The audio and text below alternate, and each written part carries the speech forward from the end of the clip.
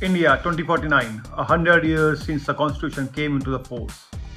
Amendments, judgments, movements, revolutions of thought, and yet one question echoes through time. What should survive?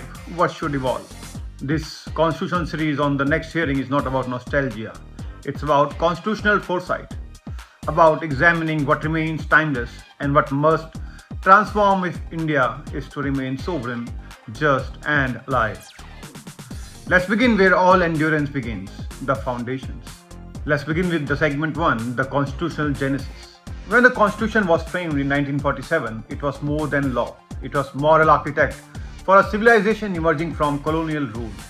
The Constituent Assembly debated liberty versus order, individual rights versus social justice, parliamentary sovereignty versus judicial review, and yet they agreed on one vision. India would not merely be independent, it would be constitutional. Every institution was designed as a restraint on arbitrary power. The preamble, our declaration of intent, promised justice, liberty, equality, and fraternity. Over the decades, the document evolved. 42nd Amendment tested its limits. 44th Amendment restored balance. 73rd and 74th decentralized power. 86th made education a fundamental right. The judiciary played sentinel. Keshav Nanda Bharati drew the line. Parliament is powerful but not omnipotent. The basic structure doctrine became a civilizational firewall. Menka Gandhi case expanded life and liberty. Puttaswamy versus Union of India declared privacy a constitutional right. This evolution shows a deeper truth. The Constitution was not meant to be static. It was meant to be alive. We must survive from it. Let's identify the core that must not engage or change, even in 2049. 1. Fundamental rights. They are not state concessions. They are the moral grammar of a republic.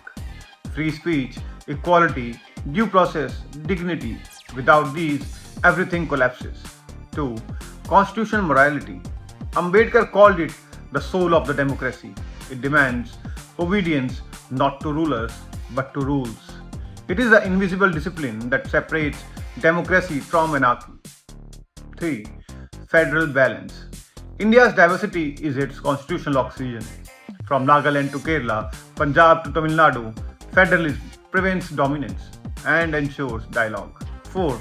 Secularism and pluralism. Not the shallow tolerance of difference, but the active recognition that India is many, yet one. This plural spirit is not a Western import, it's a civilizational DNA. 5. Rule of law. Power must always have a leash. Every government, every institution, every citizen equal before the law, accountable to it. These are the non-negotiables. If these fall, no amendment, no judgment can save the republic. But here's the question. Can principles survive if institutions decay? Can rights endure if citizens forget why they exist? That is the silent crisis of constitutional India. The paper survives. The spirit struggles. Segment 3 is about the culture of constitutionalism. A constitution is not self-executing. It lives through a culture. Through how citizens argue, how institutions restrain themselves, and how leaders interpret power. In 2049, survival will depend on this culture more than on text. If citizens surrender their agency, democracy becomes ritual. If parliament abdicates its deliberative duty, governance becomes spectacle. If the judiciary forgets restraint, justice becomes populism. The Constitution must not only be read, it must be felt, it must be lived, moral order. Segment 4 is a reflection on it. So let's pause. 100 years of the Constitution is not a celebration, it's a mirror.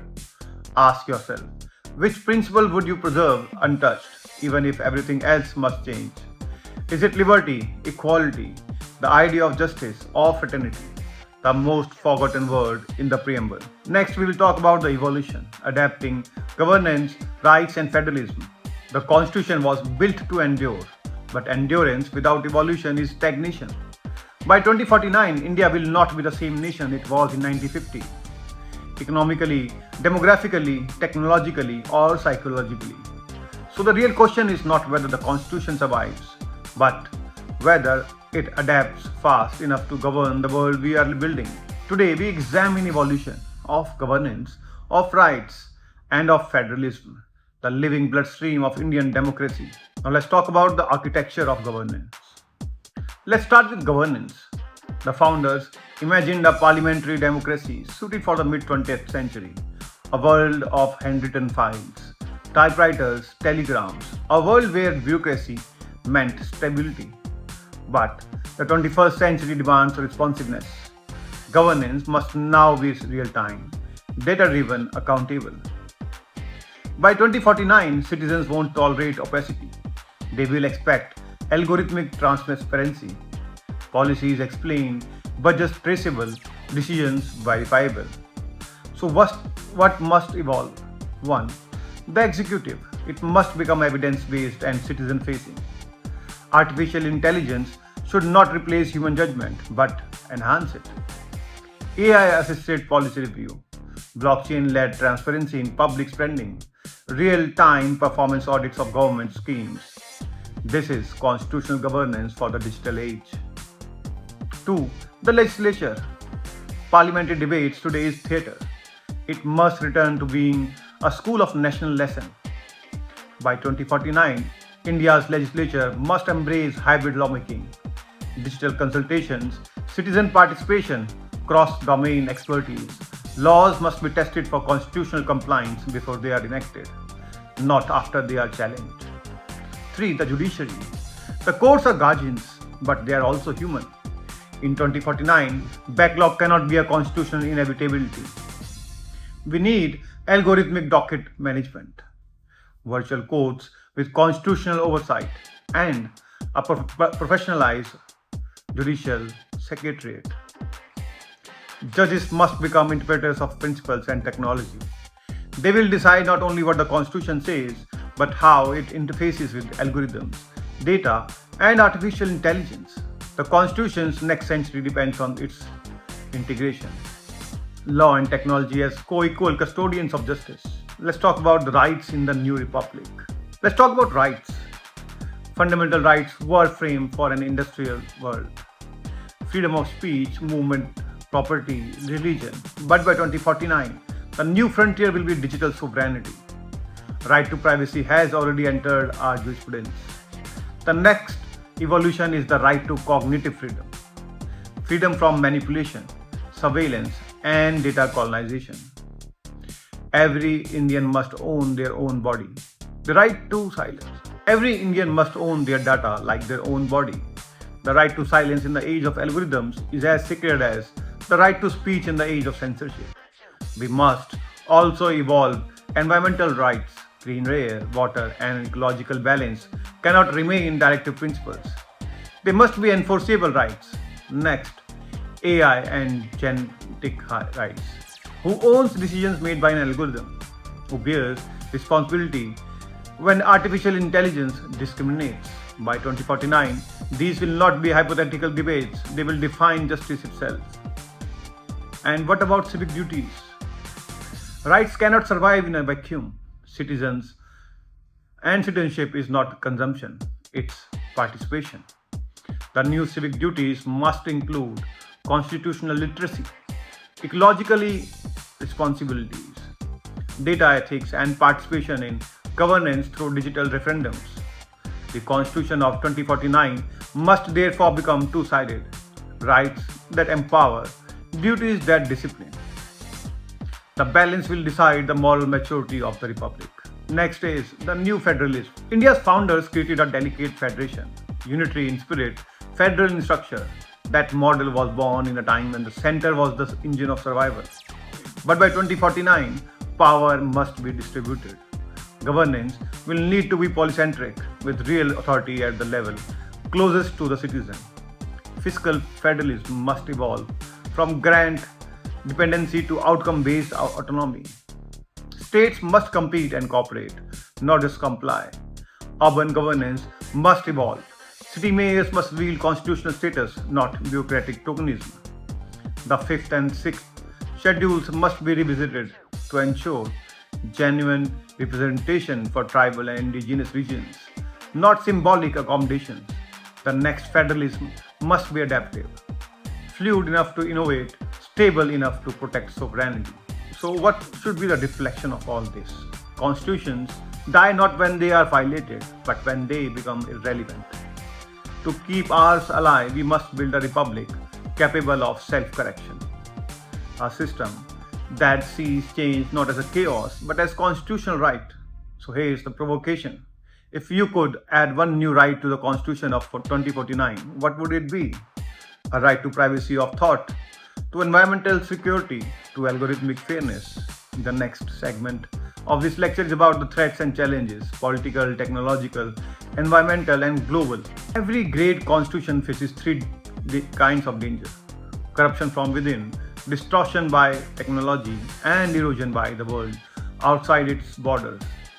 India's constitution is no exception. It has survived wars, emergencies, and ideological storms.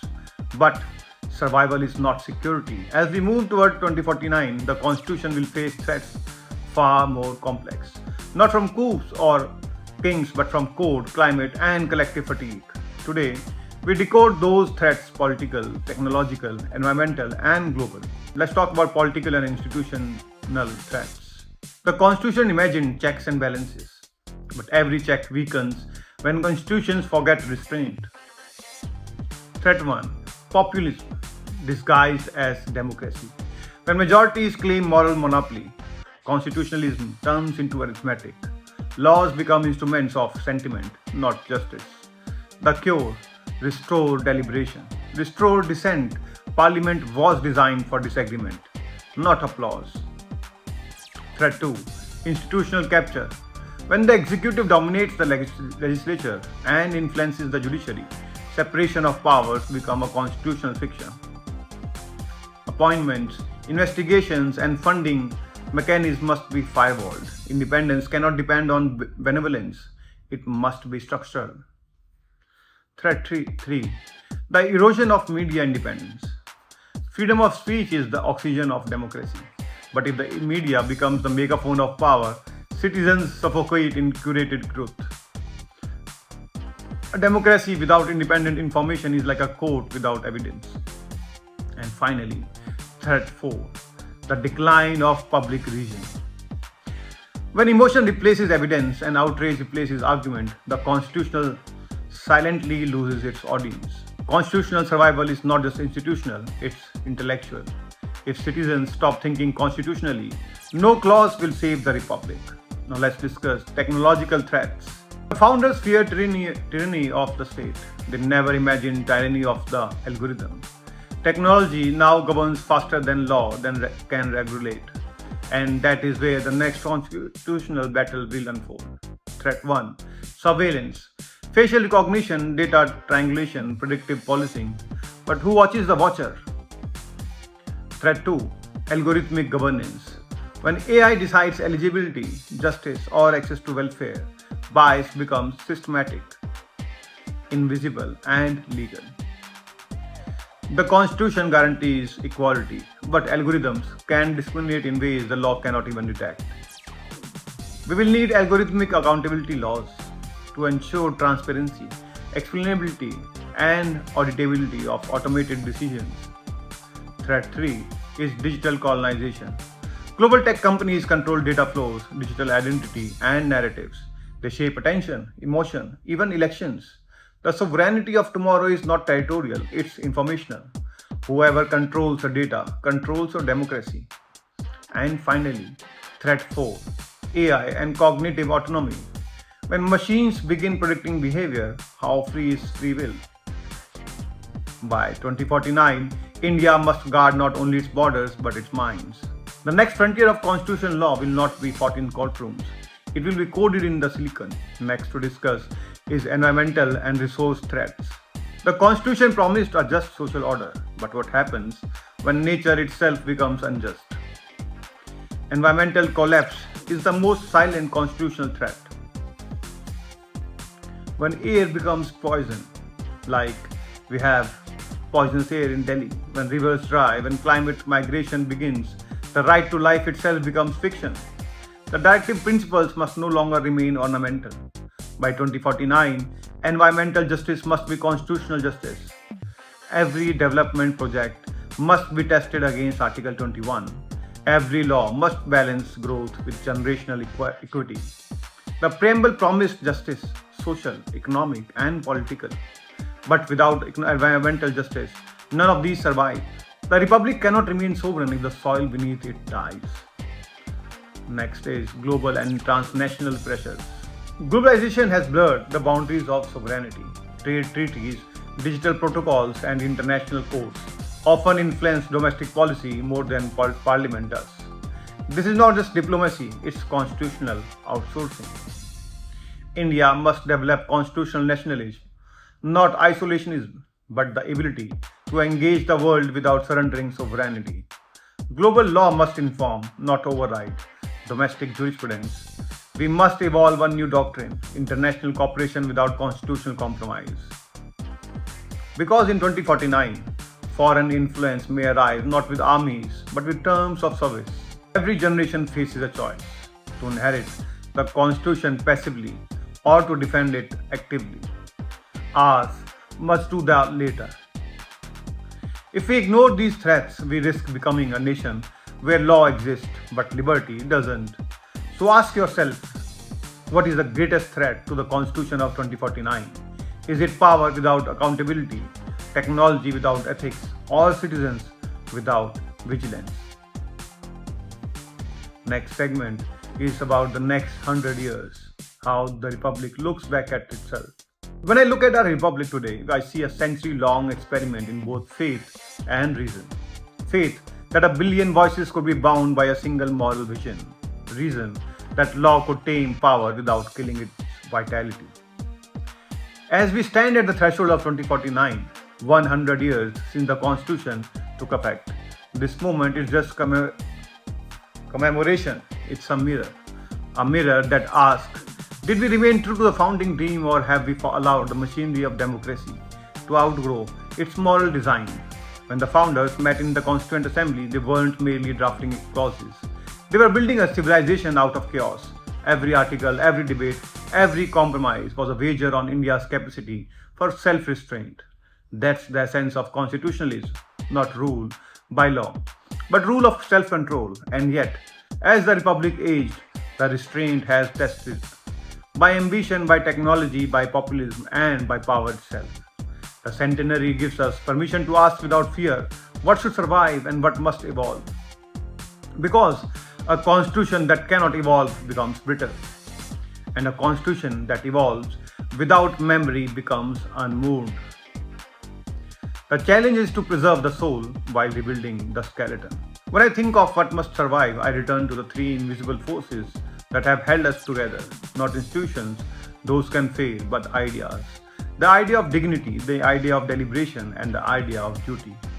These are not written on parchment, they live in conduct, and if they fade from the behavior of citizens, no amendment can save the Republic. Let's discuss dignity, the core of Indian idea. The founding generation saw dignity not as the charity from the state, but as recognition of the divine spark within every human. Ambedkar said, quote, "Political democracy cannot last unless there lies at the base of its social democracy," unquote. He was warning us that without dignity in everyday life, in work, in worship, in disagreement, liberty becomes ornamental. Over the century, we have expanded the scope of dignity from gender to caste, from disability to digital entity. Each struggle has deepened the meaning of being human in India. And yet, the battle isn't won. Because dignity isn't secured by rights alone, it depends on culture. You can legislate equality, but you can't legislate respect. So what must survive is not merely the right to dignity, but the habit of dignity. The way judges speak to lawyers, the way citizens speak to each other, the way the state speaks to dissent. That tone of public life is the real constitution. And when it erodes, so does everything else. Next to discuss is deliberation, the lost art of listening. The second force is deliberation. The founders believed democracy was not about majorities, but about argument, the willingness to hear what discomforts you. Today, the architecture of public reasoning has collapsed into noise. Television panels replace parliamentary debates. Hashtags replace constitutional conscience. Deliberation must survive, not just in the halls of parliament, but in our national temperament. That means recovering the culture of slowness, of patience, of persuasion. When laws are passed overnight and policies are reversed by emotion, the republic loses its rhythm. Our founders designed institutions for debate, the Rajya Sabha, the courts, the committees, as speed breakers against mob energy. But they assumed one thing, that the people in power would value reflection more than reaction. That assumption has aged poorly. If we want a republic that survives another century, we must restore the moral prestige of deliberation, not because it's polite, but because it is protective. When deliberation dies, only domination remains. Next to discuss is duty, the forgotten counterpart of rights. The third idea that must survive is duty. We have recited the preamble for 100 years. But how often have we recited the spirit of part 4a, the fundamental duties? Rights gave us freedom from oppression. Duties remind us of freedom's cost. Our founders never saw the citizen as a customer. They saw her as a trustee of civilization, not merely of self-interest. Somewhere along the way, we began treating the constitution as a service charter. We ask about the republic, what republics owes us, rarely what we owe it. As we enter the second century, this imbalance must correct itself. Every generation that forgets its duties will eventually lose its rights.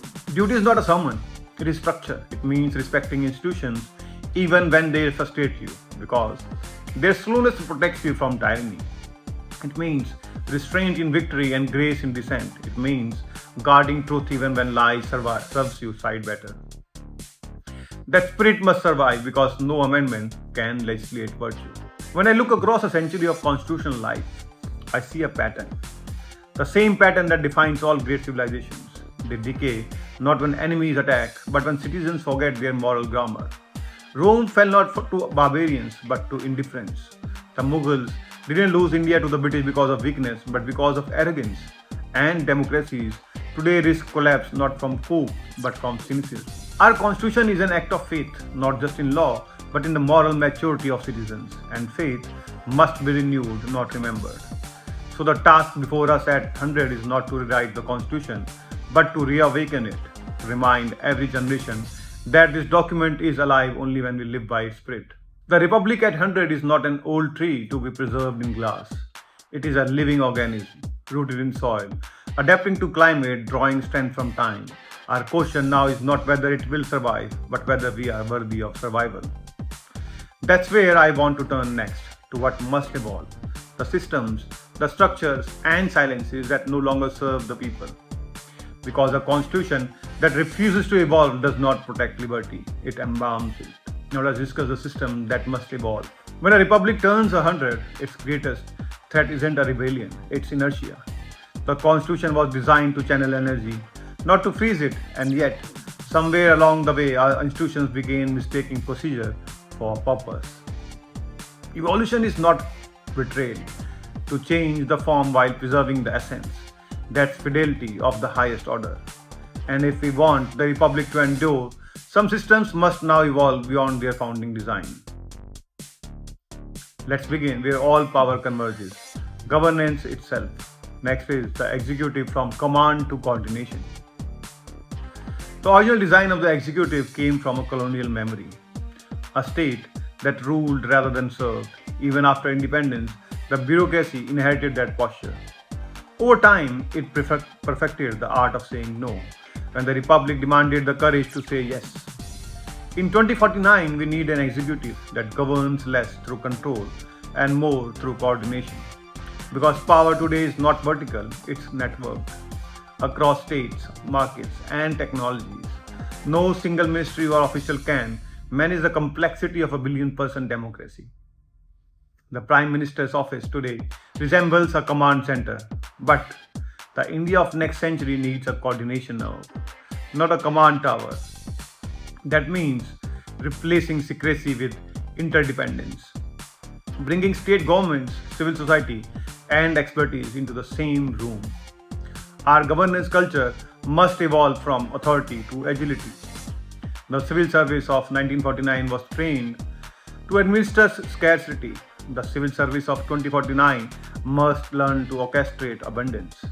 That shift from control to creation is what will decide whether the state remains relevant or merely ceremonial. Now let's discuss the legislature. From representation to reflection. The second structure that must evolve is the legislature. Our parliament was built to represent the people. Now it must learn to reflect them. Representation counts head, reflection shapes minds. The founders imagined parliament as the arena of national dialogue. Today, it often resembles a theatre of disruption. Walkouts, slogans, and procedure cuts have eroded the dignity of deliberation. In a digital democracy, citizens demand real-time accountability. Yet, our legislative structures still operate in a 20th century rhythm of few sessions a year, limited attendance, and committees with little visibility. If Parliament is to regain moral authority, it must evolve into a continuous forum of reflection. Imagine a model where every bill is debated on a digital citizens platform, where expert feedback, regional opinion, and civil data feed into committees before a vote. That isn't populism, it's intelligent participation. The legislature of 2049 must act as the national mind, not just the national megaphone. And that means cultivating intellectual seriousness in politics, rewarding competence, not charisma alone. If politics doesn't evolve, populism will fill the vacuum. Next to discuss is the judiciary, from interpretation to innovation. The third pillar, the judiciary, stands as the moral anchor of the republic. But even anchors must adjust their depth when the tide changes. For a century, our courts have carried the burden of governance, deciding not only law but policy, morality, often emotion. The consequence is a system both revered and overwhelmed. 10 million pending cases are not just a statistic. They are a silent moral crisis. If the republic is to survive another century, justice must become not only accessible but anticipatory. The judiciary must evolve from being a court of reaction to the court of innovation. That means integrating technology without losing empathy and reimagining legal processes to fit the speed of modern life. Imagine AI assisted drafting, real time translation, blockchain based evidence systems, but always guided by human conscience. Efficiency is not the goal, trust is. And trust is born when justice feels both swift and sensitive. But there is a deeper reform required, cultural, not procedural. We must move from judicial mistake to judicial mentorship. Courts must not only decide disputes but teach citizenship through clarity, openness, and moral pedagogy. Every judgment is a classroom for democracy. That's how the judiciary will remain sacred, not by distance but by example. Next is the Federal Compact.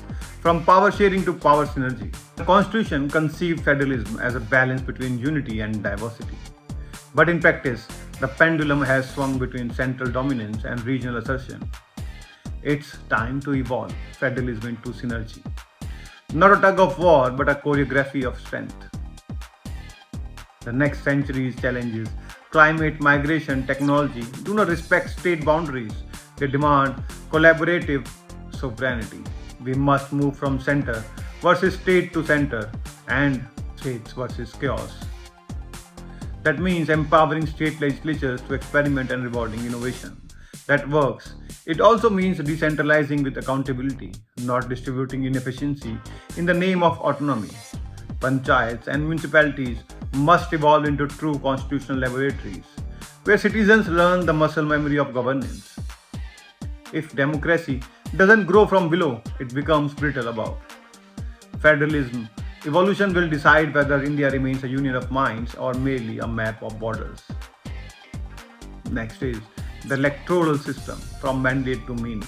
No discussion of evolution is complete without confronting the engine of power, that is elections.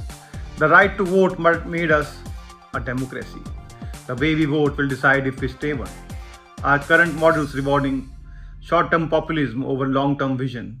The cost of campaigning has turned politics into a high-entry business. And the obsession with constant election cycles leaves no room for governance. If we want democracy to breathe, we must decouple representation from perpetual mobilization. That may mean simultaneous elections, state level autonomy on electoral design, and public funding models that prioritize ideas over money. But deeper still, we must recover the meaning of a mandate. Winning an election should not be mistaken for a moral blank check. It is a loan of trust, repayable every day through conduct. The next century of democracy must evolve towards maturity, where power is measured not by victory but by restraint. When I think about these reforms, executive, legislature, judiciary, federalism, elections, one pattern emerges. The founders built a state to protect the people from chaos. The next generation must build a state to protect the people from stagnation. Our danger now is not anarchy, but rigidity. A republic too afraid to adapt will soon lose the vitality that made it great. Evolution is not about rewriting the constitution, it's about rewriting our relationship with it, from worship to stewardship. We are not keepers of a relic, we are trustees of a living idea. And trustees must think beyond the present. So far, we have spoken about what must evolve structurally, systems and institutions. But evolution is not just about governance, it's about consciousness, the inner software of the republic. So the next part is about the new frontiers, morality, technology, and global power. When our founders wrote the constitution, they imagined freedom in a physical world, territory, speech, assembly, equality before law. But the republic that turns 100 lives in a new dimension, the invisible architecture of data, algorithms, and planetary interdependence. In 1949, the battle was against colonial domination. In 2049, it is against digital colonization, the silent surrender of the sovereignty to code, corporations, and convenience. The question now is not merely who governs India, but what governs India, law, data, or desire. And here, the constitution must evolve from a document of restraint into a charter of navigation, guiding a civilization through the fog of the unknown. Let's explore these new frontiers, morality, technology, and global power, because they will test not just our constitution, our institutions, but our civilization's soul. Moral frontier. The constitution is a compass, not a manual. We will discuss this now. For 100 years, we treated the constitution as a manual, something to be followed, interpreted, and cited. But in the new century, we must learn to treat it as a compass, not moral orientation system for choices no court has yet imagined. Artificial intelligence, genetic engineering, digital personhood, climate migration. These aren't legal questions first, they are moral ones. The Constitution cannot predict them, but it can prepare us to face them with dignity and humility. That preparation begins with rediscovering constitutional morality, a term often spoken, rarely understood. To me, constitutional morality means three things: the discipline to question power, the decency to honor processes, and the duty to protect the weak even when law is silent. The next 100 years will produce dilemmas that no article or judgment can prescript. But if we internalize these moral instincts, we will know how to act when the text runs out. Our founders did not expect us to memorize the Constitution. They expected us to embody it. That is how morality evolves, not by adding words but by deepening conscience. Next, we will discuss the technological frontier, freedom in the age of code. Technology has rewritten the meaning of power.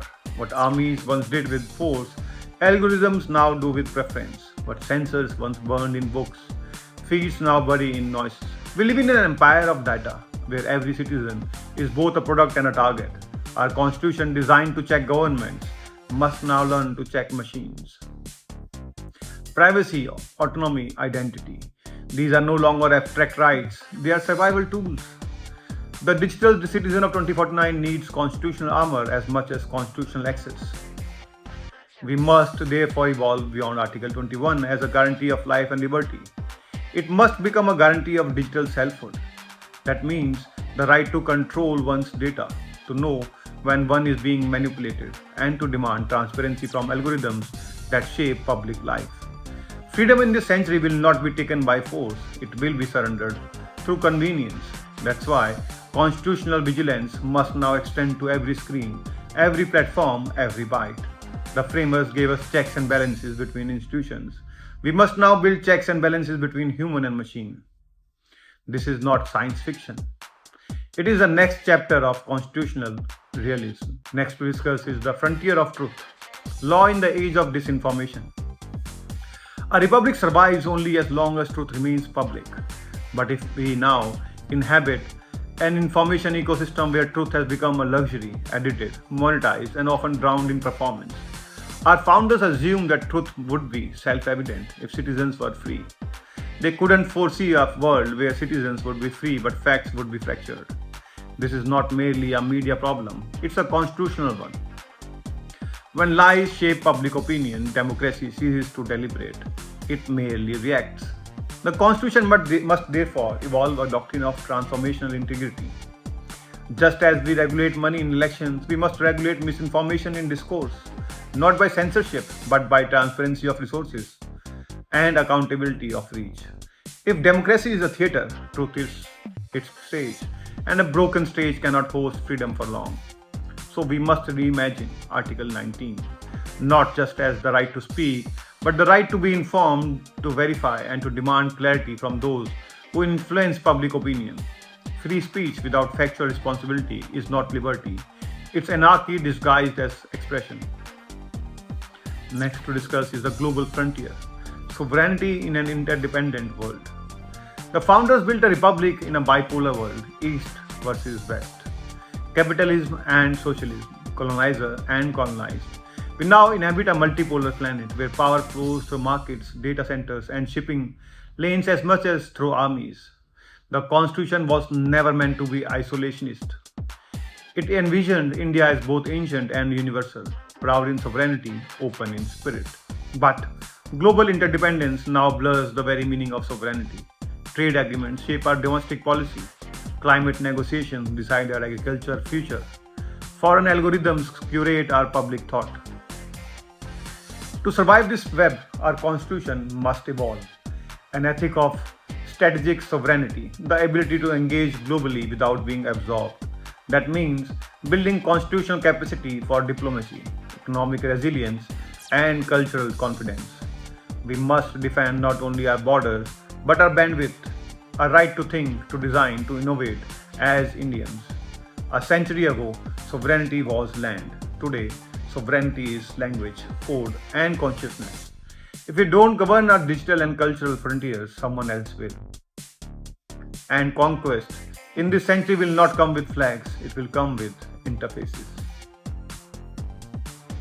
Let's discuss the environmental frontier, justice beyond humanity. There is one more frontier, perhaps the most moral of all, the frontier of nature. Our constitution began as a contract among humans, but the next century will demand a covenant between humans and the planet itself. We cannot speak of liberty while destroying the source of life. Environmental justice is not charity for future generations. It is a condition for the survival of civilization. The constitution must evolve to recognize the rights of nature, not symbolically, but operationally, through enforceable duties of stewardship. Rivers, forests, and air must become subjects of justice, not objects of exploitation. Our founding vision was to transform political power into moral power. Now, we must transform ecologically awareness into constitutional responsibility, because if the earth loses its balance, no democracy can stand upright. When I reflect on these frontiers, moral, technological, informational, global, environmental, I see one common theme.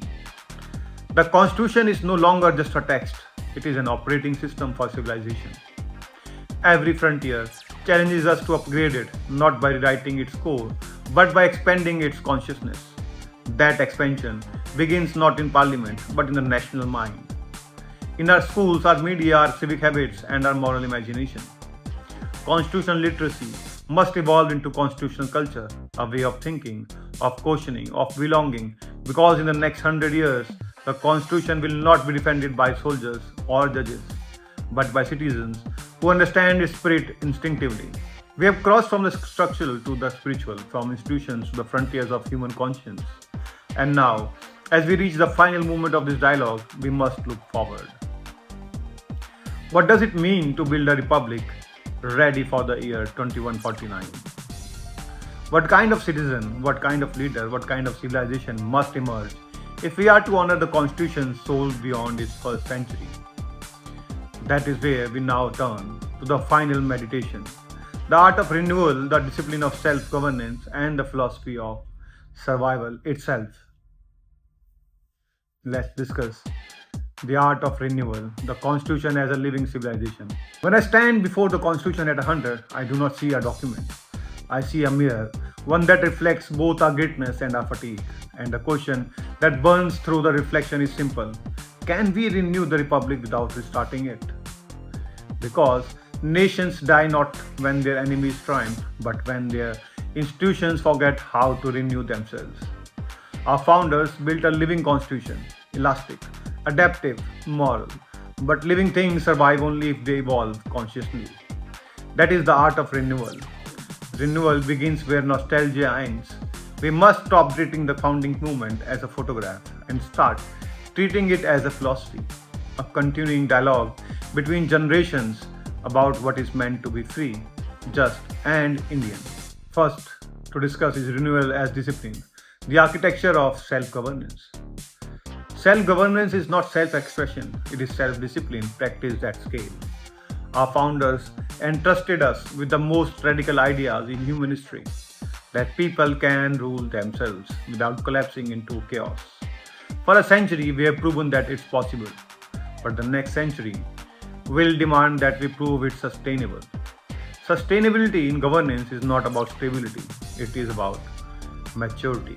The ability to absorb shocks without losing direction.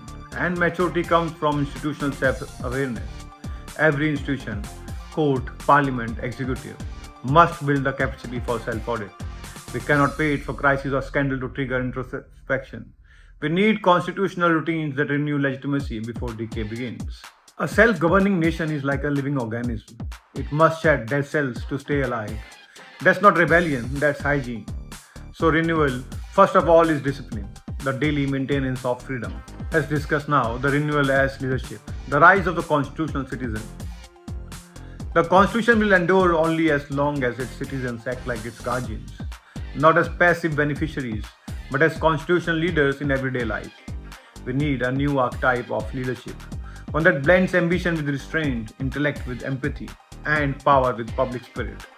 The constitutional citizen is not defined by profession, but by conduct, by the refusal to treat convenience as truth, by the willingness to question one's own side with the same intensity as one questions the other. Leadership in the next century will not come from authority, but from authenticity. Those who embody the Republic's moral architecture will lead, even without title. This is the moment to move from the politics of noise to the politics of meaning. To reimagine leadership not as competition for control, but as a conversation about destiny. The next century of India will belong to those who can translate constitutional values into lived ethics. That is how democracy becomes culture, not performance. Now let's discuss renewal as education, teaching the Constitution as a way of thinking. If the Republic is to last another 100 years, we must teach the Constitution differently, not as civics, but as civilization. Our children memorize articles, but not ideas. They can recite rights, but cannot recognize justice. We have built citizens who know how to vote, but not how to think constitutionally. Education must evolve from information to orientation, to train moral imagination, historical memory, and critical reasoning. Every classroom should become a miniature republic, governed by dialogue, equality, and discipline. Because the Constitution is not learned in textbooks, it's practiced in behavior. A school that teaches respect, curiosity, and courage is the truest constitutional institution. We often ask how to protect the Constitution. The real answer is to raise children who don't need protecting from it. Now let's discuss renewal as culture, the soft power of civility. Power isn't only hard, it's also soft, expressed through language, manners, and the unwritten codes of public life. A civilization's depth is measured not by its GDP, but by its grammar of respect. Civility is the Constitution's cultural twin. It is what makes disagreement productive instead of destructive.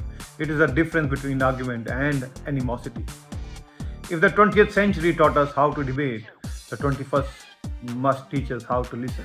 Because listening is the highest form of respect, and respect is the seed of order. We must reclaim public discourse from vulgarity and restore dignity to dialogue, not through censorship, but through example. The more powerful we become as a nation, the gentler we must become as a civilization. That's how power matures, when it learns to carry itself with grace. Next is the renewal as vision, the constitutional imagination beyond 2049. Every generation must add a verse to the song of republic. Ours must be a verse of imagination. The founders imagined a democracy of survival. We must imagine a democracy of meaning. That means asking bigger questions. What does justice look like in an age of automation? What does equality mean in a world of synthetic intelligence? What does fraternity require when humanity extends to machines? Constitution must evolve not just to govern the state but to guide civilization itself. To teach us how to be human amid power we can barely control. We must dare to think like founders again, not bureaucrats of power past, but architects of the future. Because the century ahead will not be kind to those who wait. It will reward only those who imagine. And reimagination guided by moral restraint, that's the heart of constitutional vision.